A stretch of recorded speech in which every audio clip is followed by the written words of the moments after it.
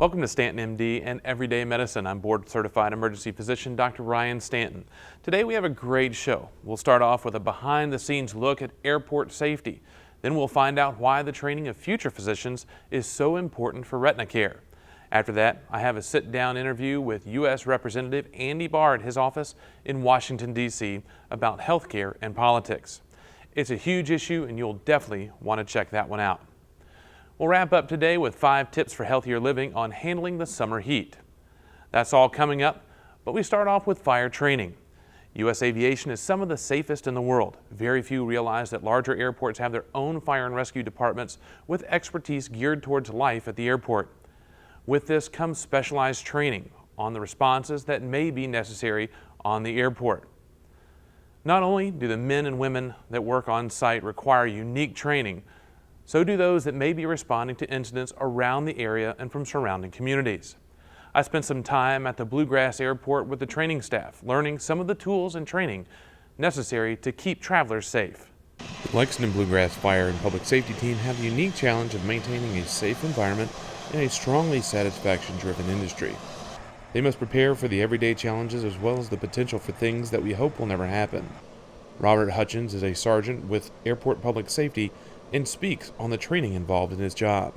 Currently, this year in 2016, we've kind of had a reinvigorated effort to conduct more physical hands-on training that kind of stretches our limits. So we've kind of really gone back to the basics and challenging things instead of having just classroom kind of continuing education, but to actually get more of the physical hands-on continuing education so that people can have a chance to utilize the skills that a lot of times in these types of environments, unfortunately, have to be placed on a shelf because they don't always have the opportunity to use those, which is a good thing.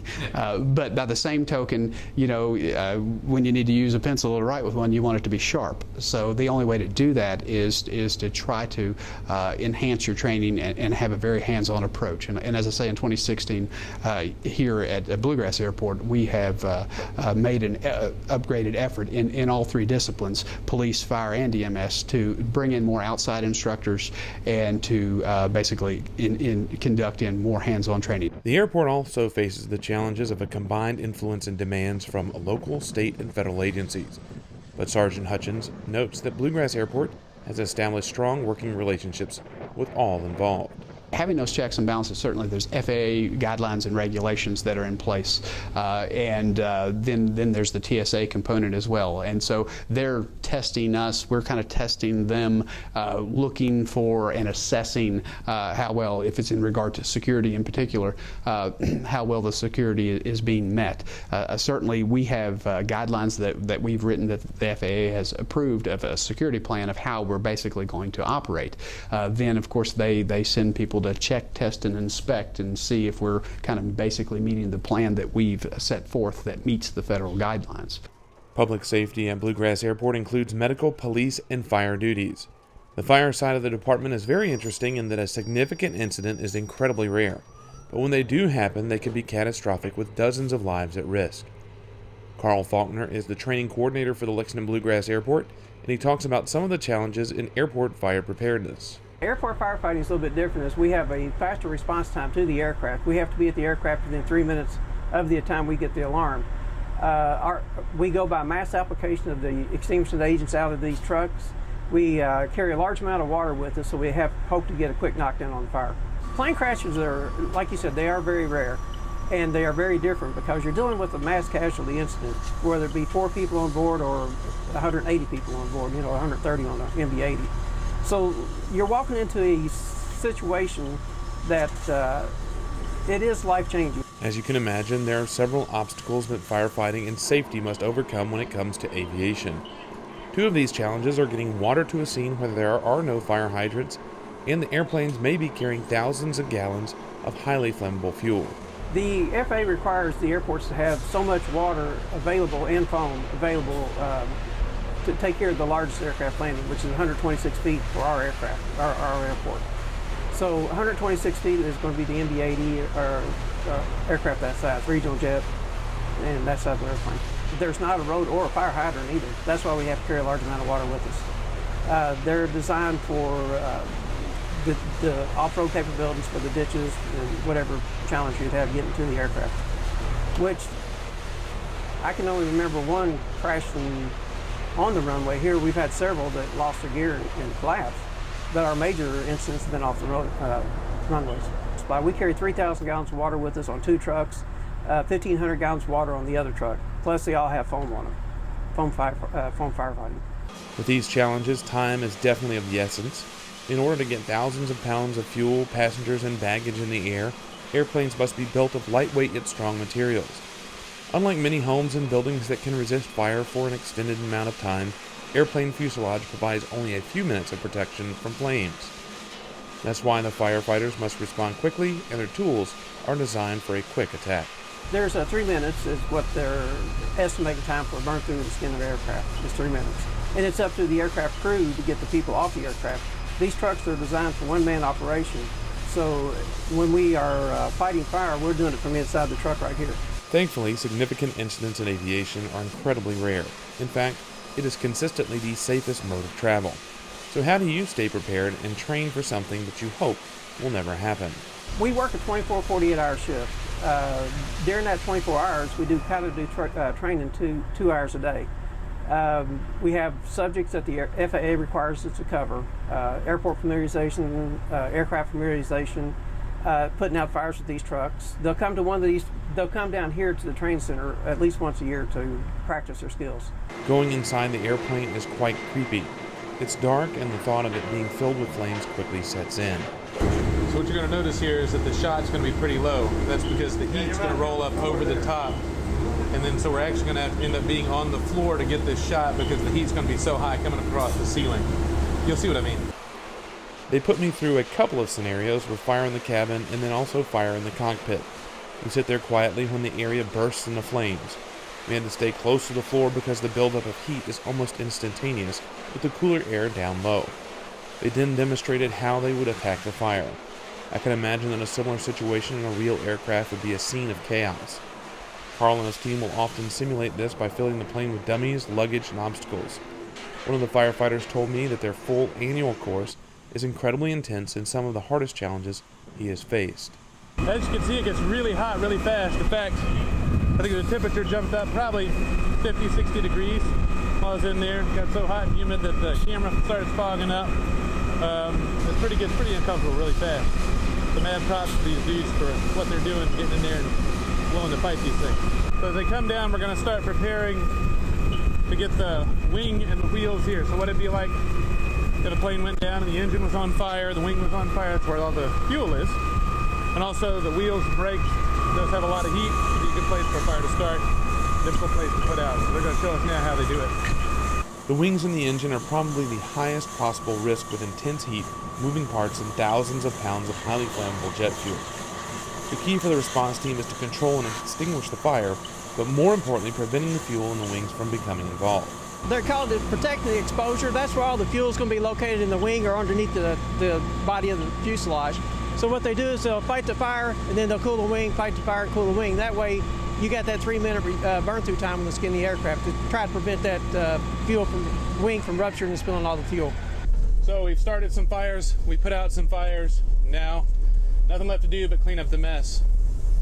What we do have now is a lot of respect for the men here at the Lexington Bluegrass Airport Fire Department for the work they do, being ready to help protect us as we go our different ways and travel. They're there every single day, ready to respond in their time of need. I'm Dr. Ryan Stanton, and this is some StantonMD.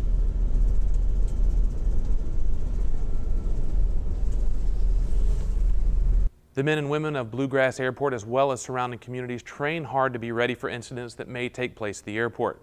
It is through this training that they will be ready in the time of need. More StantonMD coming up.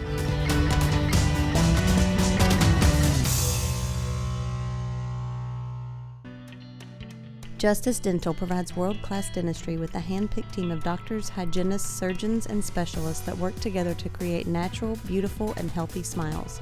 Realizing that oral health is key to overall health, Justice Dental provides everything from preventive dentistry to full mouth reconstruction, ensuring your smile will last a lifetime. At Justice Dental, we want to do your smile justice.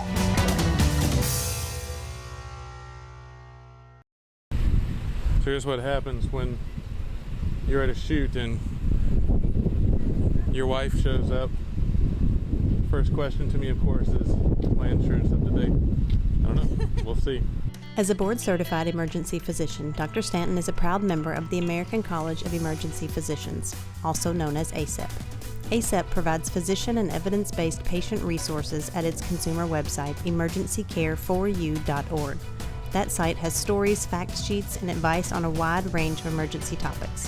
From visiting the ER to mom tips, you can find them on emergencycare4u.org. Now, back to the show.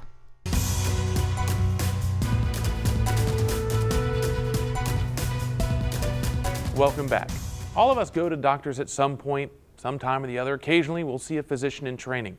Whether it's a student, resident, or fellow, hands-on training is integral to the future of medicine. It may give you a little bit more TLC and focus that wouldn't have occurred at the average practice. Retina Associates of Kentucky works with the University of Kentucky in a joint fellowship program to help train future retina specialists. I had the opportunity to talk with Dr. Wood, founder of Retina Associates, on why education is an integral part of their practice, and with Dr. Lee, their current fellow, on how his training will help him with his future as a retina surgeon. It's a simple fact that doctors aren't born doctors. Becoming a board-certified physician requires years of training and dedication, from college, medical school, residency, and finally fellowship training. Many doctors won't have a full-time paying job until their mid-30s. At Retina Associates, they have a long history of training future retina physicians. Our fellowship program has been offered for 20 years. We offer this to fully trained, board-eligible ophthalmologists who are eligible to perform surgery and to see patients now, but even though they finish this extensive training, they join us for either a 1 or 2 year postgraduate fellowship training program, learning more about diseases and surgery of the retina, macula, and vitreous. You may ask, what is a fellow, and what is the day like for a licensed physician in fellowship training? So a fellow is someone who's completed their ophthalmology residency. So they've gone through 4 years of medical school, they've gone through 4 years of ophthalmology residency as well. So they're essentially a fully trained general ophthalmologist. And then they're doing additional subspecialty training to get more specific training in retinal diseases and retina surgery. My day as a fellow consists of coming to clinic or to the operating room, depending on what the day is composed of, assisting in surgery or assisting in the clinic, handling emergencies, helping patients with phone calls, questions that they have, sort of filling in a lot of gaps and acting as an extender and smoothing out the day for the physicians that I work with. Because a lot of times there's other things that happen that necessarily they don't need to deal with, but are beyond the ability of some of the staff and need some more medical background. And so I'm able to fill in those gaps and help out where I need to. As a physician myself, I often hear people complain about having to see a trainee in the emergency department, hospital, or clinic. What most people don't realize is that training provides several benefits for the patient and the physicians. We enjoy teaching, we enjoy having the fellows, and the patients get exposed to different people examining them, asking them different questions, and we have a chance to explore many more differential diagnoses and current treatments and controversial areas than otherwise these patients would have an opportunity to be evaluated with. So this fellowship program really is beneficial to the patient and to the fellow and to us. Fellowship training in retina surgery isn't for the slouch of the class. The fellowship process is incredibly competitive and reserved for some of the best medicine has to offer. A couple places in the country that have a blend of a university practice as well as a private practice, and so the benefit here is you get a little bit of the private practice world, and you get to see a lot of patients, and then also see how a practice would function in that kind of private practice setting. You see some different diseases at the university as well as you do here, and I think the benefit is you really get to see both worlds, because we've been in the academic world for all of residency and medical school, and so to be able to see what real practice looks like in an actual environment of how you want to practice in the future, it's helpful to see that. Next time you're at the office, hospital, or an ER and find out that someone is training as part of your care, realize that you're getting some of the best and most cutting-edge care from the future of medicine, and honestly, some of the educators that make it possible. More StantonMD coming right up.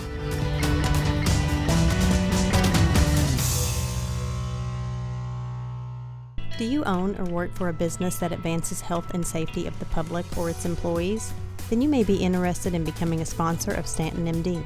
There are various opportunities for sponsorship, from the show to the website, social media, print, or a combination.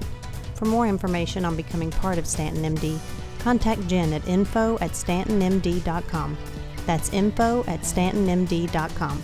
Now, back to the show. With over 40 years of service, Retina Associates of Kentucky provides care for disorders of the retina, macula, and vitreous structures of the eye. Their goal is to provide the best possible care in a compassionate, personalized, and timely manner. This is accomplished through a comprehensive, state-of-the-art mix of diagnostics, medical, and surgical services. They have 10 offices throughout the Bluegrass. Visit retinaky.com.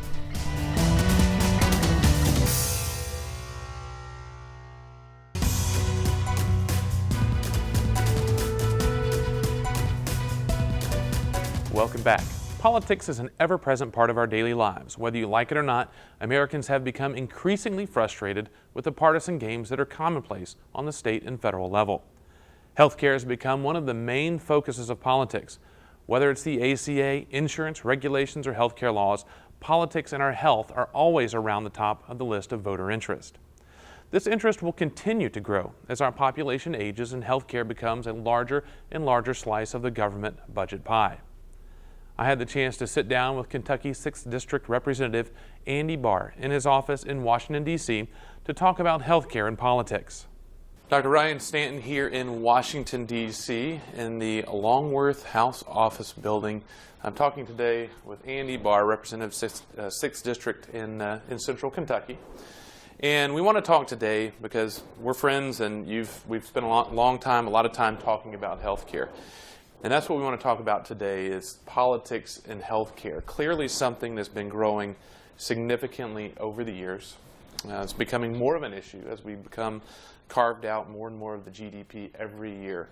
So give us a little idea of your experiences and how you became interested in the healthcare aspect of legislation.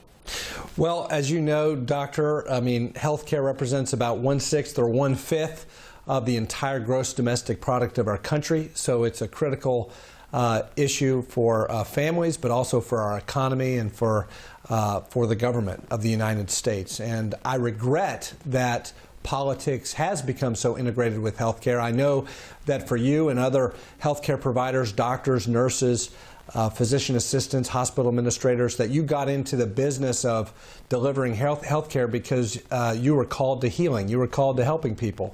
You weren't necessarily called into politics. But the fact of the matter is the government is a substantial payer of healthcare in this country. And as a result, the decisions that are made in Frankfurt and obviously here in Washington, whether in Congress or at the Centers for Medicare and Medicaid Services, those decisions have an enormous impact on providers and on patients. And so we have to get involved to be advocates for you as a provider, for physicians, for nurses, for hospital administrators, and especially for our patients, the constituents of the 6th Congressional District. And on a personal note, my family, like so many other families, have been the beneficiaries of wonderful care from doctors and nurses in hospitals. My sister has lived her entire life with juvenile rheumatoid arthritis. She's had dozens of surgeries. We've had great orthopedic surgeons. We've had great anesthesiologists, rheumatologists, and we're very blessed to know that there are great physicians and healthcare providers out there who improve the lives of so many of our constituents, my family included. Now, one thing that recently has been going on, and we recently had an interview, a two-part interview with an opioid addict. She's now recovered, 10 years out, and clean, and that's a huge issue in our area, Central Kentucky, and especially the Appalachian region. Something that's probably one of the greatest man-made drug epidemics in the U.S. history.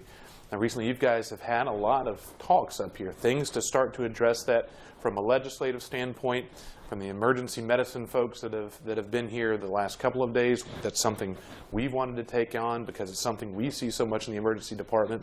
Where do you see it going in terms of the efforts here in Washington to help alleviate the pressure of the opioid abuse crisis? Well, certainly in my 3.5 years in Congress, I've heard from my constituents, law enforcement, the judicial branch, the nonprofits who are involved in drug treatment and recovery programs, the education system. We have an epidemic in central and eastern Kentucky and all around this country, an epidemic of drug abuse, an epidemic of opioid and heroin abuse. And in fact, in Kentucky, the problem is particularly acute. We have the third highest overdose mortality rate in the country. And in my hometown of Lexington, Kentucky, we've seen a huge jump in heroin-related overdose deaths. I know you're on the front lines of this. As an emergency physician, you see it all the time in Kentucky. And so we responded to that, especially when you hear heartbreaking stories from fathers and mothers and brothers and sisters of loved ones who have fallen prey to this addiction problem.